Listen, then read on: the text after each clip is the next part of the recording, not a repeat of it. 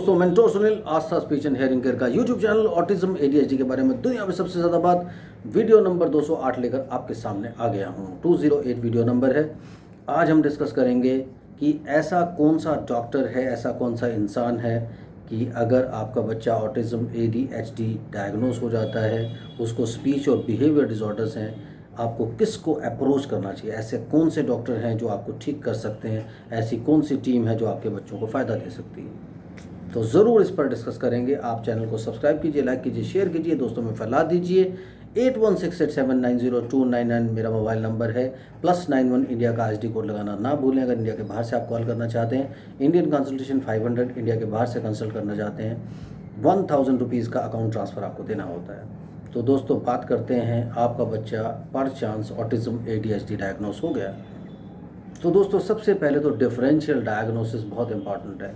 जैसे आप किसी भी डॉक्टर के पास आज की डेट में जाते हैं जिसको आप बोलते हैं कि मेरा बच्चा बोलता नहीं है, तो नॉर्मली टेंडेंसी ये बन चुकी है, ज़्यादातर जो मैं अपनी प्रैक्टिस में देखता हूँ वो बच्चे सब ऑटिस्टिक डायग्नोस होते हैं।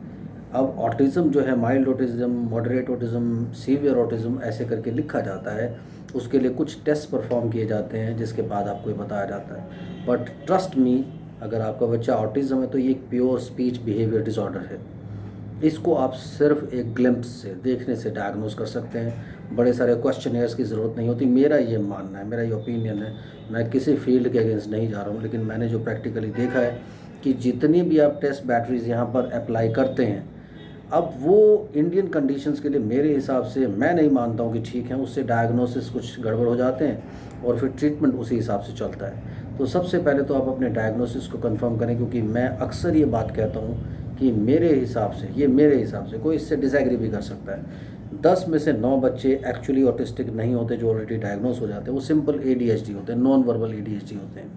तो आपको ये डिफरेंस सबसे पहले देखना बहुत इम्पॉर्टेंट है कि कैसे आप एक सेल्फ असेसमेंट दें कि अगर आपका बच्चा आपके बुलाने पर नहीं आता है और वो टीवी और मोबाइल फ़ोन की आवाज़ से फटाफट से दौड़ करके आता है, तो यानी वो कहीं ना कहीं तो अपना फोकस दे रहा है, वो फोकस आपसे हटा चुका है।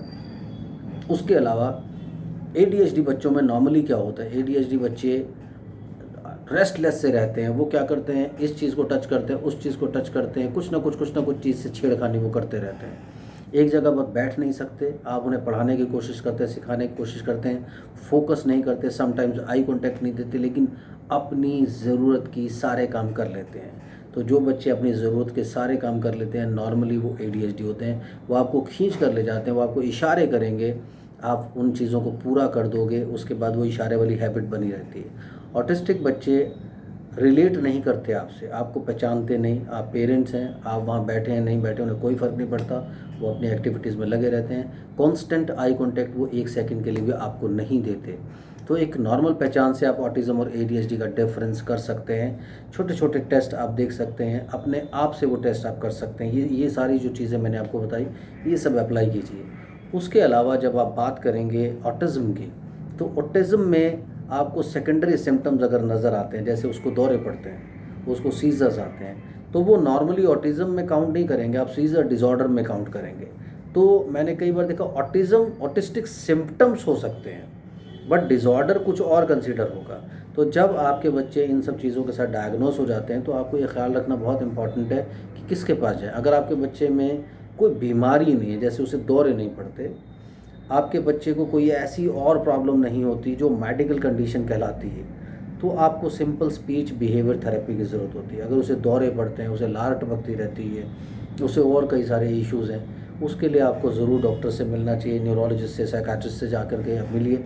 सबसे पहले उसके पीडियाट्रिक जो डॉक्टर्स हैं उनसे भी कंसल्ट कीजिए। लेकिन अगर आपके बच्चे को प्योर डिसऑर्डर है, कोई डिजीज़ नहीं है, यानी वो सिंपली आपको अटेंड नहीं करता है, उसका बिहेवियर ठीक नहीं है, वो बोलता नहीं है, और उसके अलावा कोई उसको दौरे नहीं पड़ते, कोई उसकी लार नहीं टपकती, तो आपको किसी ट्रीटमेंट की ज़रूरत नहीं होती है।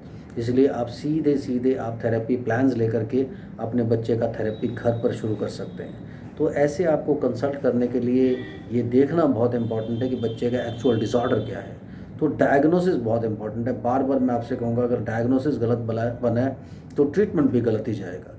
इसलिए डायग्नोसिस पे ज़रूर फोकस करें, प्रॉपरली डायग्नोस करके फिर अपने बच्चे का ट्रीटमेंट शुरू करें। और जितना भी आप इधर उधर भाग लीजिए, जब तक आप खुद मेहनत नहीं करेंगे आपका बच्चा ठीक नहीं होगा। इसलिए खुद लेबर कीजिए, खुद अपने बच्चे को ठीक कीजिए, पर डायग्नोसिस पे ज़रूर ध्यान दीजिए। Bye bye.